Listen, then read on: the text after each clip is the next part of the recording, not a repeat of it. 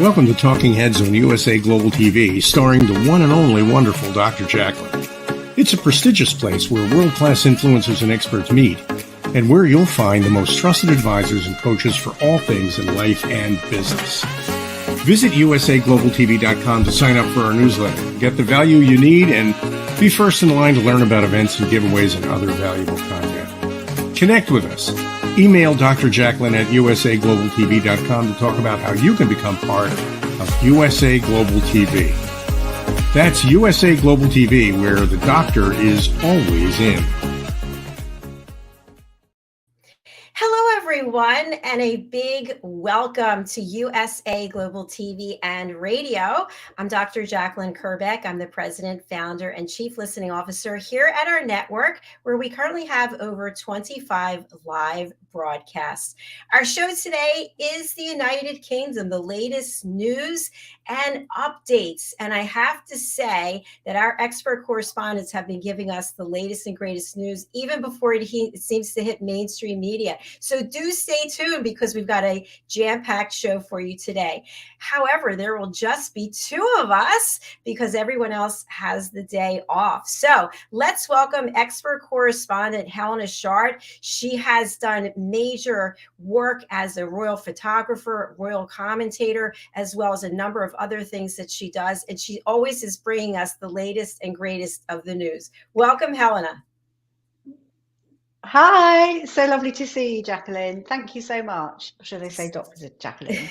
So nice to see you too. Glad to see you as well. And congratulations. I mean, I was speaking with Ian, who is obviously not with us today, and we were just talking about how we're so full of admiration about what you have achieved with your platform. And I'm sure along the way, you've probably met lots of people who have said, oh, well, you can't this, but you have done incredibly well in achieving what you have and all the shows. And we're in awe, basically. So well, thank you. Thank you. And thanks for believing in me and being a part of it. You know, sometimes I just sit at the end of the day and I shake my head and I think, I can't believe that I have been able to meet people from all over the world to share their stories. And before this, I was selling meetings and events, employee recognition programs, which was great. I loved what I was doing, but I never could have imagined I'd be doing this and having you and Ian and Simon and Diane as part of this show. It's just amazing. So thank you again for taking the time, because I know you have your other shows that you do as well. Plus, there's a ton of news going on over there.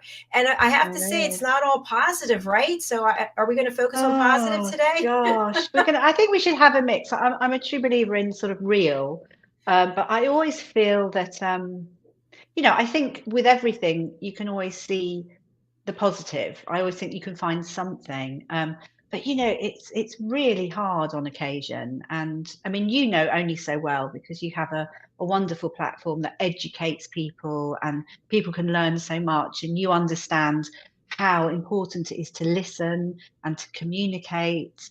And that takes people a long way, and it's really helpful also for children to realize, young people. And I think there's a lot, you know, you always think that adults that have been working and they've got these great businesses or whatever, that they know all these skills, but actually you find that so many people are so wanting to, you know, rush in and almost crush you and for their own platform, and they won't listen because they're interested in speaking about themselves and what they're doing. And it doesn't work. You know, you normally see this car crash, whatever it is, it could be small or big, or small business, big business, is when people haven't thought things through, and they're just not communicating, which is the main thing. So we've got, I mean, here in the UK, there's so much going on. I mean, there are lovely things as well. So I think we should have some sprinklings of you know, some of the fun thing. I mean, for me at the moment in the area where I am, you know, lots of people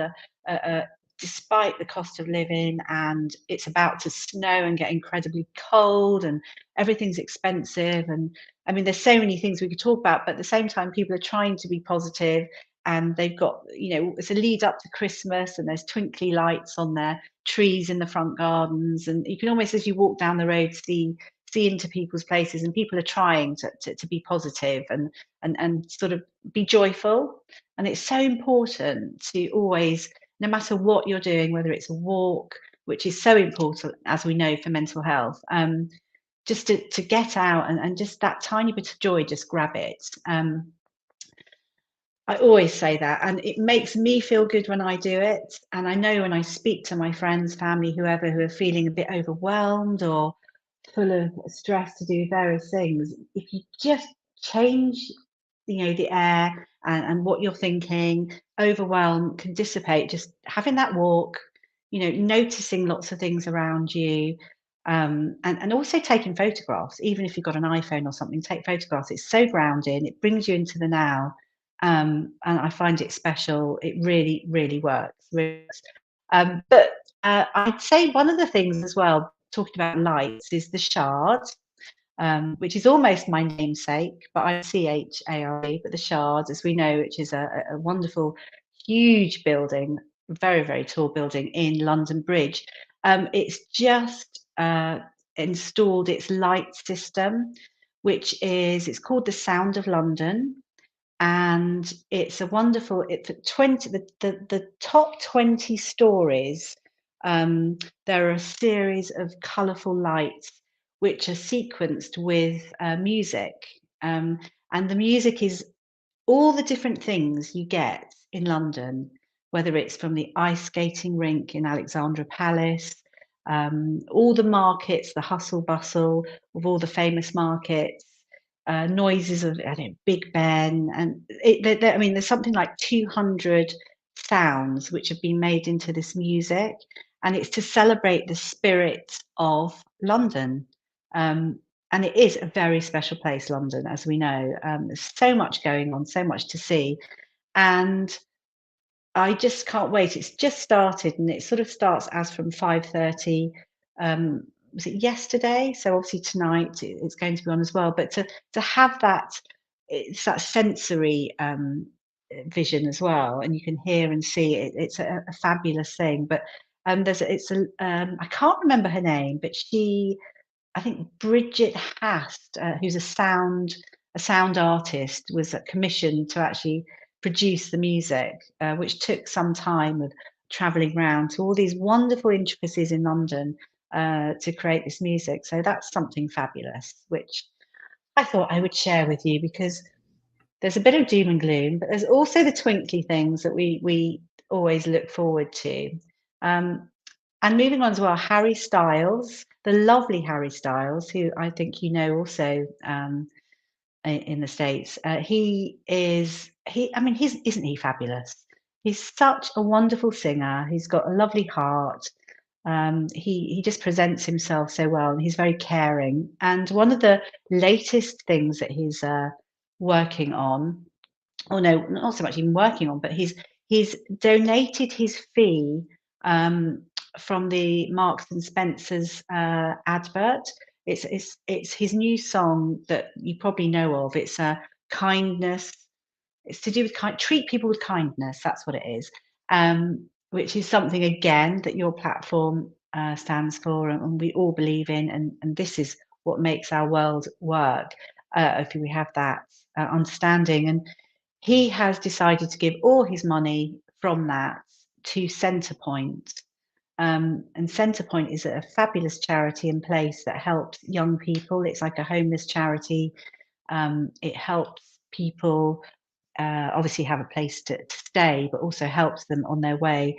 Sort of 18 to 24-year-old age group, helps them with moving on and work and various things. And our lovely Prince of Wales is the patron of that charity.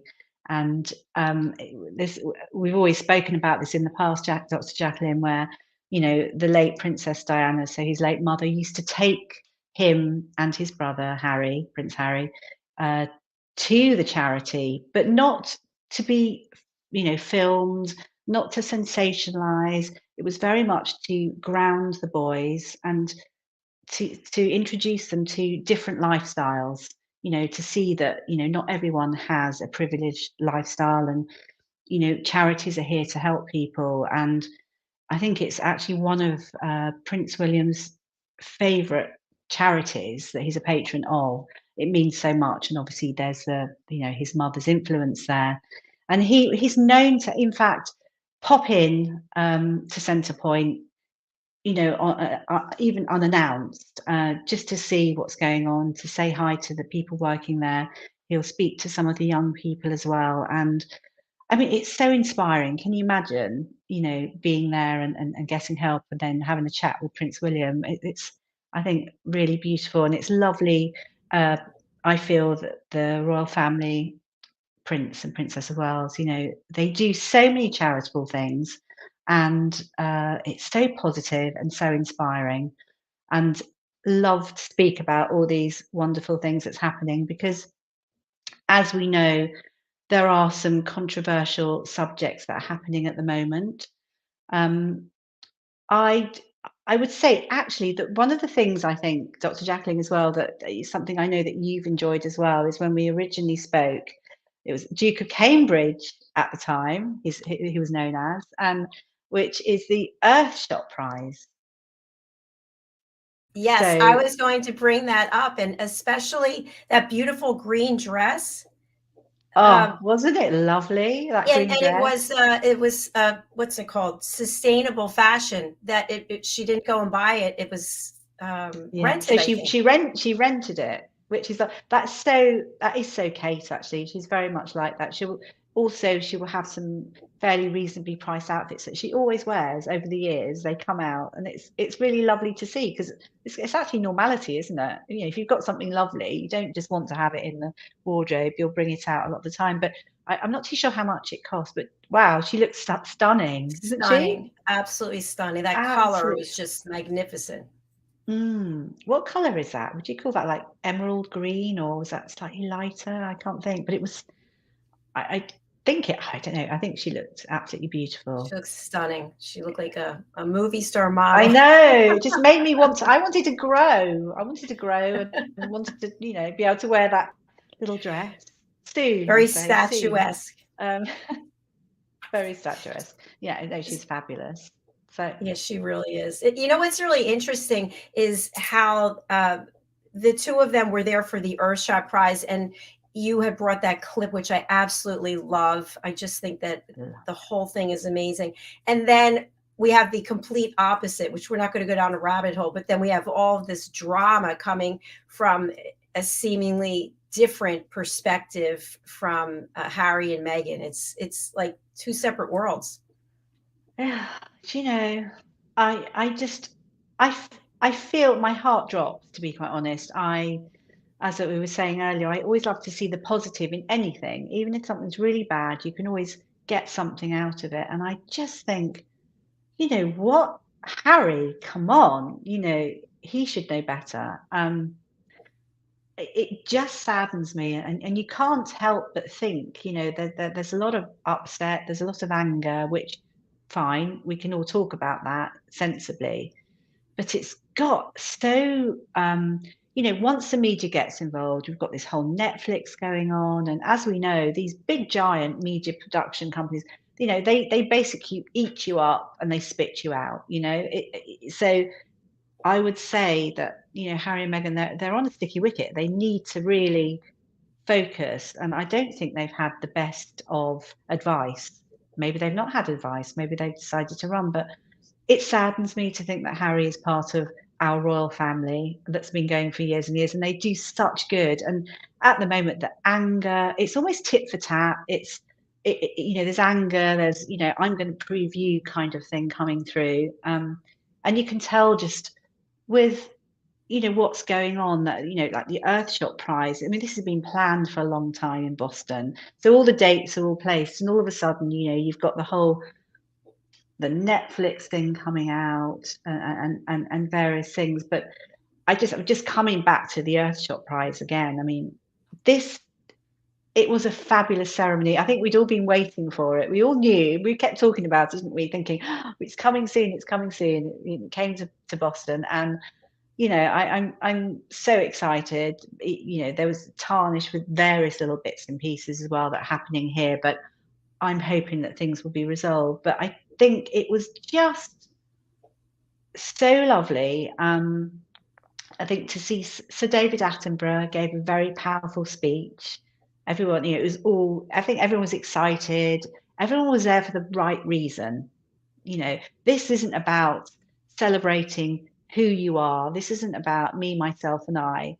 This is about, working towards change. There are lots of winners, solutions, all about repairing and regenerating our planet.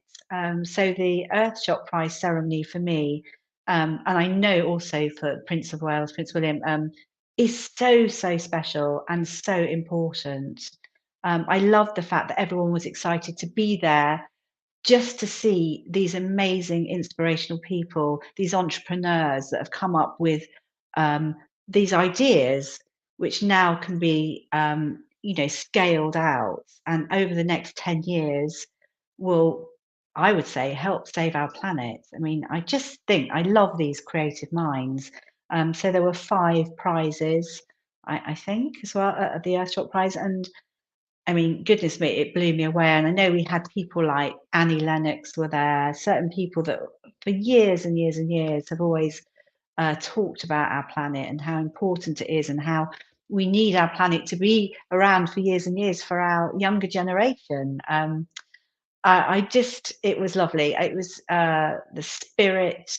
I found it quite ingenious, really. And I think the solutions that have been placed are absolutely amazing. And I think there's the one for me, and I don't know why, but I love sensual. I like to be able to touch things, and the idea of that is wonderful. So there's a couple of students, and they're from a university in the UK, and I don't know if they're still students, possibly still, but they're called NOTPLA, NOTPLA, and they have invented an alternative to plastic out of seaweed.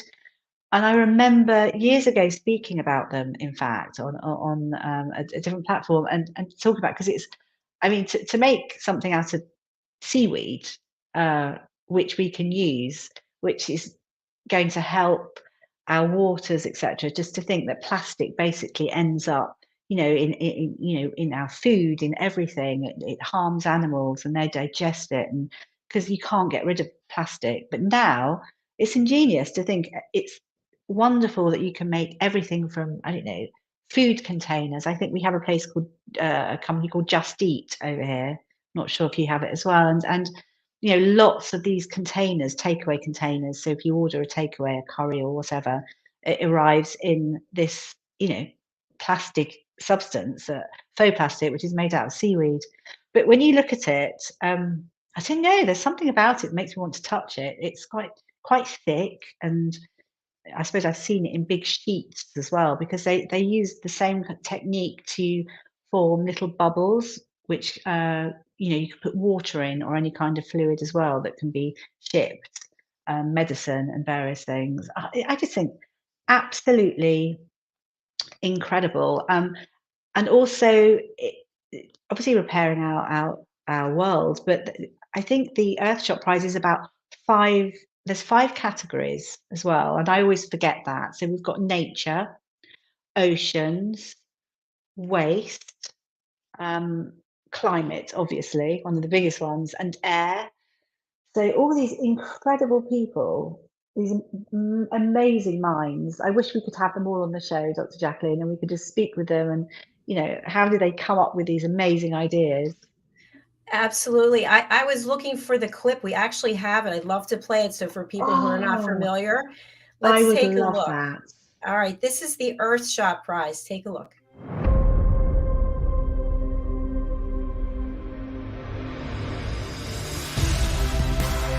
Ours is a world of wonder. Every day it reminds us of its beauty. It touches us, teaches us, and astounds us.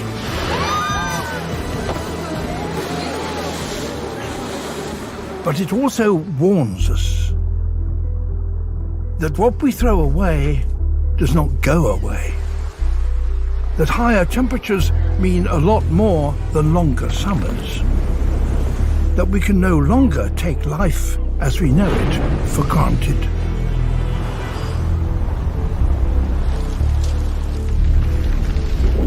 We are at a unique stage in our history. Never before have we had such an awareness of what we are doing to the planet. And never before have we had the power to do something about that.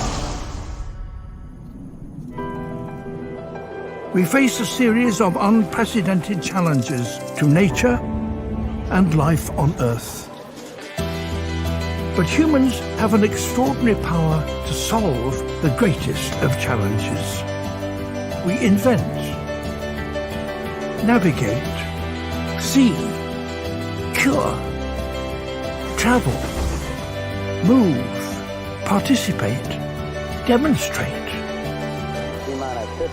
The most audacious of them all, to land a man on the moon. The moon shot. We choose to go to the moon in this decade and do the other things, not because they are easy, but because they are hard. A seemingly impossible task that over a single decade became a reality. And along the way, united the world. It's that same spirit that can guide us today as we confront these serious challenges we face on Earth. This year, Prince William and a global alliance launched the most prestigious environment prize in history, the Earthshot Prize. A global prize designed to motivate and inspire a new generation of thinkers, leaders and dreamers to think differently. Visionaries rewarded over the next decade for responding to the great challenges of our time. A decade of action to repair our planet. The Earthshot Prize. Coming soon.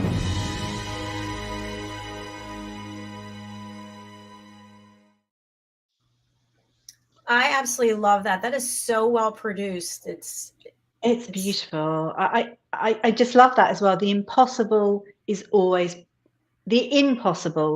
possible, isn't it? And that's a fabulous phrase. It definitely is. Absolutely. And the whole idea as well is Prince William founded the prize with the same spirit as JF Kennedy, and he'd wanted to put a person onto the moon within 10 years. And that was the Moonshot Prize, I think. And it was the same idea that obviously we want to get our planet on back within 10 years. So I just think fabulous. It's going to change our future. And, I think we probably through the weeks we can talk about all the amazing people that their inventions and how they do it and how it's going to change our world. Super. And I just applaud people that take the initiative to create something. And, I love to watch Shark Tank. I know you have Dragon's Den over there, but people who are creating things, getting things patented. And that's what we need so much more of, because we, as humans, sometimes feel we're not good enough, and maybe we get rejected and we just stop doing what we're doing. But we have people like this, the Earthshot Prize, who take that next step and the next one and the next one and the next one and create something that has the potential to impact all of humanity. So right. And actually something you spoke about just now, and something which I find incredible, it actually quite sad, but there's a way forward from it. As I always say, there's always positives in it. So there's a research project that was done, I think possibly came out, I think today, to be quite honest, by Sitting Guilds, which is an educational body, and 250,000 young people, so I say 18 to 24 years, basically never intend to work. So this is what's come out now, which is incredible. and it's the Kirsty Donnelly, her name is, and she's the CEO of the Sitting Gills company. And I just thought, my goodness, because I suddenly thought, they're saying they don't want to work, they're not going to work. But actually, what it's saying is they don't feel worthy. They don't feel they've got the skills. They haven't got the incentive. They don't feel good enough. They haven't got the self-esteem. There's mental health. And I just thought, this is a little survey. This is not like anything that took forever to do. And to have people here in the UK saying that, young people, and we're at a time where we're in a recession, and businesses need to work towards getting young talent within their organizations. We have a skills shortage, and we need good people in the workplace. And we've got this strong pipeline of young people, a young talent, which is crucial to business and business success and growth and the economy. And also, young people bring diverse new ideas. And to think that a lot of young people are feeling like this is heartbreaking. I just can't believe it. And it's up to everybody really to create pathways for young talent, really to fill these skill shortages, because the recession is awful. And in fact, leading on to that as well, which is a nice story, is I don't know if you know Heather Small. She was known from, I think it's M People. I'm trying to think of her song. What have you done today to make you feel proud, or something like that? Anyway, that was her main song that we know. And she is now inspiring the next generation, which I think is wonderful. She's so lovely, and she's very honest about herself, that when she was younger, she was very shy. It took her, a fabulous singer, but it took her a long time to actually creep up onto the stage and actually be heard. She didn't have that. She didn't feel confident enough. So she's now doing something which is it's like a choir, Young Voices Choir it's called, and it's music, education, mindfulness, well-being.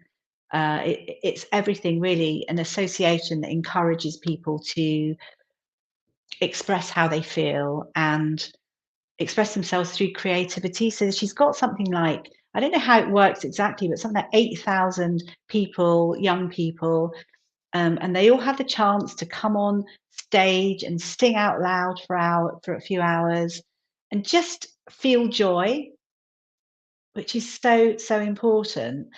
And if you think about it, that joy, it relates to business, it teaches life skills. And sometimes you have to stand out and you have to state what you think and you have to be at the forefront, but sometimes you want to blend in, or you have to blend in and work as a team. So you can learn to better yourself. It's confidence building. And I think it's a wonderful thing that she's doing.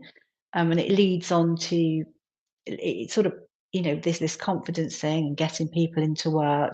It doesn't have to necessarily be absolutely academic and business related, but it's so many different fragments and different people in different skills that can help promote and help young people and help growth in our society. Because I have to say, from a government point of view, we need new businesses. We need injection of people wanting to go out and, as you say, Dr. JACALYN, create new things.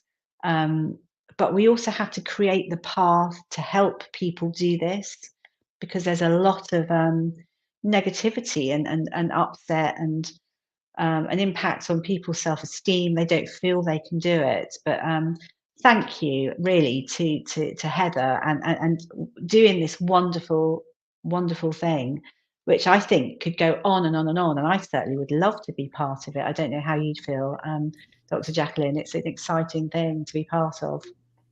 Absolutely. And Helena, to your point earlier, I think with so many people struggling with mental health and confidence, if we change our perspective and change our environment, that can make a big difference. I know for me, if we have 25 shows, I spend 25 hours in the dark, in the dark here in the studio.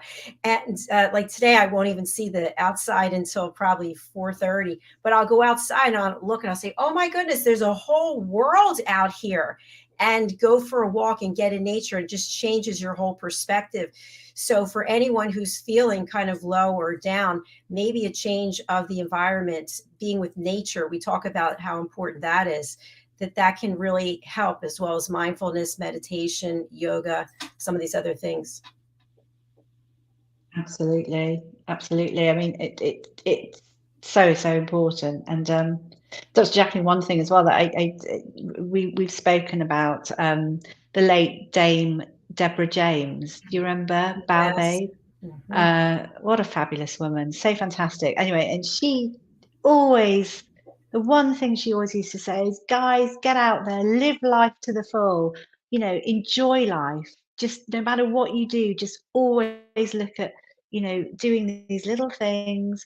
She was amazing. And even now, you know, so inspiring, and her legacy lives on. She's got t-shirts as well. I would like to get one. Rebellious hope blazoned across it, which was absolutely what she was about.